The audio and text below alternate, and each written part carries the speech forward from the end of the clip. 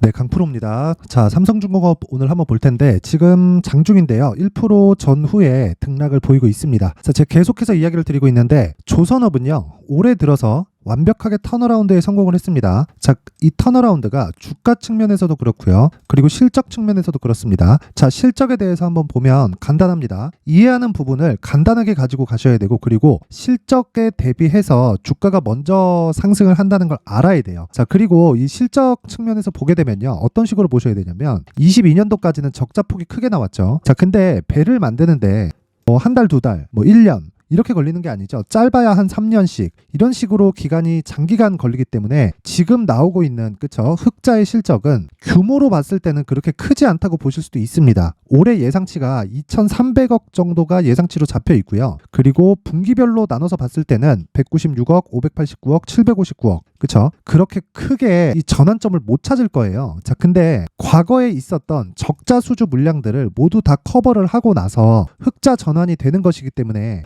올해 흑자 전환에 대한 이 규모 자체가 크지 않다는 건 주가 측면에서는 굉장히 큰 호재가 됩니다. 자, 그리고 무엇보다도 실적이 가파르게 상승하는, 지금도 가파르게 상승하고는 있지만 실적의 이 절대적인 폭 자체가 크지 않잖아요. 여기 적자를 볼 때 보면요. 직전 5년치에 대한 움직임을 보면 4천억, 6천억, 1조 이상, 1조 3천억, 8,500억 이런 식으로 적자를 봐왔기 때문에 이런 부분을 다 털기 위해서는 상당 부분 필요합니다. 자, 근데 올해 다 털어가는 그런 움직임을 보이고 있다. 그리고 내년부터는 흑자에 대한 폭이 커지고요. 대략 25년도까지 올라갔을 때는 매출액 성장률보다 이익의 성장률이 더 크다는 거죠. 이렇다는 건 의미하는 바가 뭘까요? 선가 자체가 높아진다는 거예요. 그래서 제가 조선주들은 앞으로 좋아질 부분을 모두 다 가지고 있다고 이야기를 드리는 거고, 특히나 거기서 삼성중공업은요. 수주량 그리고 선가 측면에서는 가장 앞선 이 성장세를 보이고 있습니다. 가파르게 회복 단계를 거치고 있다고 보시면 되고, 제가 계속해서 말씀드리지만 주가는요. 실적보다 먼저 올라갑니다. 자, 실제 6월 달에 신고가를 만들고 나서 7월 달에 상승폭이 가파르게 발생을 한 것은 맞습니다. 자, 그런데 제가 이 구간에서는 실적에 대한 확인 과정이 필요하다고 이야기를 드렸어요. 근데 나쁘다고 해서 제가 확인이 필요한 게 아니라 주가가 먼저 올라왔기 때문에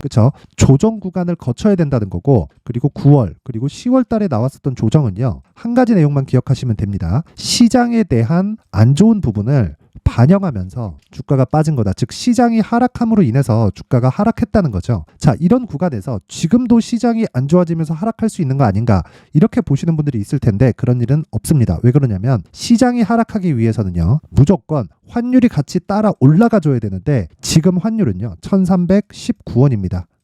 삼성중공업이 자체적인 문제가 있는 건 아니에요. 수주량만 보더라도요.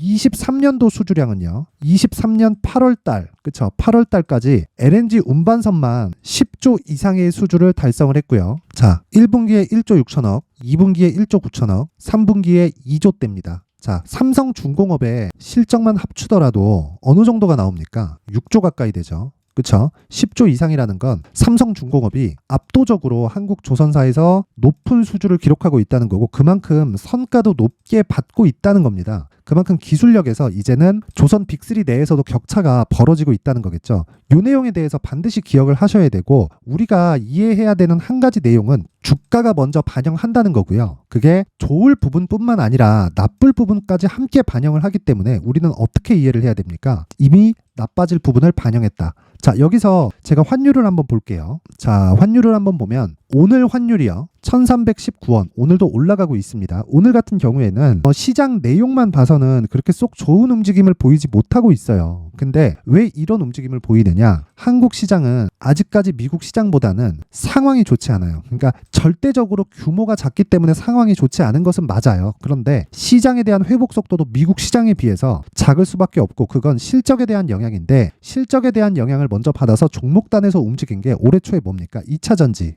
그리고 반도체예요. 자, 그리고 나서 6월 달에 들어서 조선주가 더 더해지기 시작을 했는데 그런 부분을 감안하고 지금 환율에 대한 움직임을 보더라도 환율이 추가적으로 올라갔을 때는 미국 측에 부담이 됩니다. 자, 간단하게 이해를 하시면 되는데 환율이 올라가면 달러 가치가 올라가는 거죠. 그쵸? 원화 가치가 떨어지는 거니까. 그랬을 때는 어떤 일이 생기죠? 미국 시장이 어려운 구간으로 빠지는 거예요. 그렇기 때문에 환율이 추가적으로 올라갔을 때는 연준에서 부담이 발생하게 되고 그랬을 때는 어떻게 된다는 겁니까? 한 가지 내용밖에 없어요. 내년 11월에 그쵸? 대선을 앞두고 있죠. 미국에서. 이럴 때 바이든이 되게 곤혹스럽게 될 겁니다. 이미 지지율 측면에서 밀리고 있다는 의견들이 다수 나오고 있습니다. 그리고 실제 수치화된 자료에서도 그렇게 발표되고 있기 때문에 미국은 어쩔 수 없이 부양에 대한 기조를 가지고 가야 됩니다. 근데 물가도 계속해서 높아지는 상황을 유지할 수는 없겠죠. 자, 그럼 여기서 무언가 액션이 나올 때가 됐다. 자, 그러면 여기서 환율이 올라가는 데 따른 부담은요. 미국 정부 측 그리고 연준에서 져야 될 그런 문제이기 때문에 지금 시장 측면에서는 전혀 걱정할 게 없습니다. 그 부분에 대해서 반드시 기억을 하셔야 되고 그런 의미에서 삼성중공업은요. 지금 저가 구간에서 매수 구간을 잡아야 된다. 이런 내용을 반드시 이해를 하셔야 됩니다. 자, 그리고 이 매수 구간을 잡기 위해서는요. 철저하게 기술적인 내용으로 접근을 해야 되고 2주 안에 수익을 전환시킬 수 있는 가격대를 잡는 게 우선돼야 됩니다. 자, 그래서 제가 계속 말씀드리는 게 가격 그리고 단기 보유 전략을 잡아라. 단기 보유 전략은 2주 안에 수익을 전환시킬 수 있는 가격대를 의미를 하고요. 2주 안에 수익을 전환시켜야 되는 이유는 심리 때문에 그렇습니다. 주식시장에서 2주 안에 내가 손실 구간으로 들어가서 뭐 물량을 또 늘리고 물타기를 이어간다? 아무리 앞으로 좋아질 내용이 있다고 하더라도 에코프로 같은 경우에 보세요.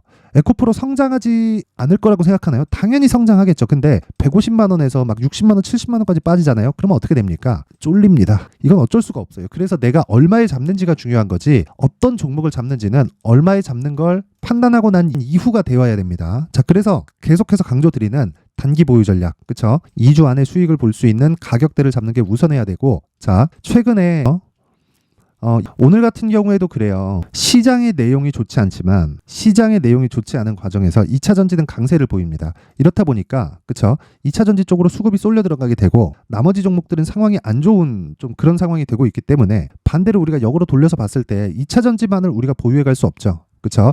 이런 부분을 조금이라도 해소하고자 제가 삼성중공업의 가격 그리고 단기 보유 전략을 모든 분들에게 무료로 공개를 하도록 할 텐데 자, 구독과 좋아요 부탁드리고 영상 상단에 있는 전화번호로 숫자 3이라고 문자를 보내주시는 분들에 한해서만 제가 삼성중공업의 가격 그리고 단기 보유 전략을 공유해 드리도록 할 테니까 시청해 주시는 모든 분들이 상단의 전화번호 확인해서 숫자 3이라고 문자를 보내주시고 구독과 좋아요는 꼭 한 번씩 부탁드리겠습니다. 자, 그리고 제가 계속해서 강조를 드리지만 시세는요. 선반영한다고 이야기를 드렸고요. 그 시작점은 여기 신고가 구간부터라고 이야기를 드렸습니다. 그런데 신고가를 만드는 과정에서 뭐가 필요합니까? 정배열로 만드는 과정이 먼저 필요했죠. 그렇죠? 이런 부분이 모두 다 실적에 앞서서 반영이 된 겁니다. 자, 실적의 전환점을 보게 되면 1분기 196억, 2분기 589억, 3분기 759억이 찍혀서 나왔는데 그렇죠? 3분기에 대한 실적치는 언제 발표가 되죠? 10월 달에 발표가 되죠. 그렇죠? 자, 그런데 이미 10월 달에는 신고가를 만들고 그렇죠? 저가 대비해서 거의 한 100% 정도의 상승세가 나오고 나서 그리고 나서 조정이 들어온단 말이에요. 이때 3분기 실적이 나오고 지금은 매물 소화 과정을 보내고 있다. 즉 우리가 매매해야 되는 건 신고가 이유가 되고요. 그리고 매도하고 지금은 재매수 구간을 잡아야 된다. 자, 그렇게 계속해서 신고가 매매를 하는 제가 강프로 소통방에 대해서 안내를 하고 갈 텐데 뭐 긴 이야기 드리지 않겠습니다. 자, 간단하게 오늘 같은 경우에는요. 자, 부방 그쵸? 8시 48분 장시작 전에 나가고 부곡철강 8시 49분 장시작 전에 나가죠. 에코프로 머티 8시 50분. 이건 제가 계속해서 그쵸? 강세를 보이고 있을 만한 종목으로 계속된 언급을 하고 있는 그런 종목입니다. 자, 보세요. 12월 8일 지난 금요일인데 에코프로 머티리얼즈 같은 경우에도 하락 후 급등 중 2차 전지대 에코프로 머티만 매수 가능하다. 가격과 시점이 중요하다. 그쵸? 그 시점에 대한 걸 제가 매일매일 잡아드리고 있는 거고 오늘뿐만 아니라 계속해서 매수를 이어갔었던 게 하락하고 있었던 12월 7일부터입니다. 그쵸? 11만 4,600원. 그쵸? 오늘도 5%대 하락. 에코프로 BM보다 더 하락폭이 크다. 단기 차익이 나오고 있는 것.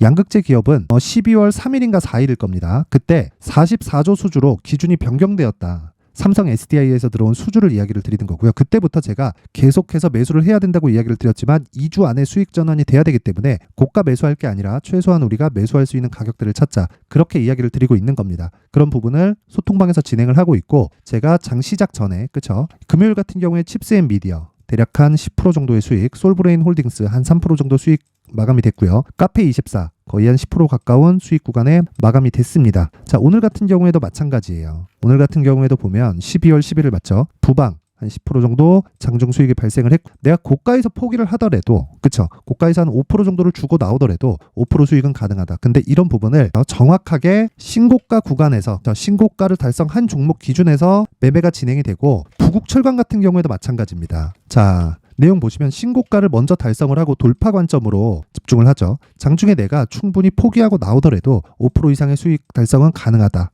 자, 매매하는 과정에서 내가 가격대를 잘 못 잡겠다. 그리고 매매 기법에 대해서 궁금하다. 한번 배워보고 싶다 하시는 분들은요. 강프로의 무료 소통방으로 입장하시면 되고, 제가 신고가를 추적하는 검색기까지 함께 제공을 하고 있으니까 구독과 좋아요 부탁드리고, 상단에 있는 전화번호로 참여라고 문자를 보내주시는 분들에 한해서만 제가 구독과 좋아요를 눌렀다는 걸로 인지를 하고 소통방 입장 링크를 순차적으로 공유를 해드리도록 하겠습니다. 자, 항상 영상 시청해주셔서 감사드리고요. 무엇보다 중요한 건 신고가 종목을 매매를 해야 된다는 거고, 그리고 삼성중공업은 다시 신고가 돌파가 나오는 첫 번째 단계인 정배열 구간에 들어왔습니다. 그쵸? 수급보다 중요한 건 가격이 얼마에 있는지, 그리고 저가를 잡지 않는 것입니다. 주식시장에서 저가를 잡으려고 노력을 하다 보면 이득은 없고 손해만 보게 될 거예요. 그리고 돈보다 시간에 대한 손실이 훨씬 더 클 겁니다. 어렵게 매매하지 마시고요. 신고가에 대한 이해를 하는 게 가장 중요합니다. 그런 부분을 앞서 말씀드렸던 가격과 단기 보유 전략으로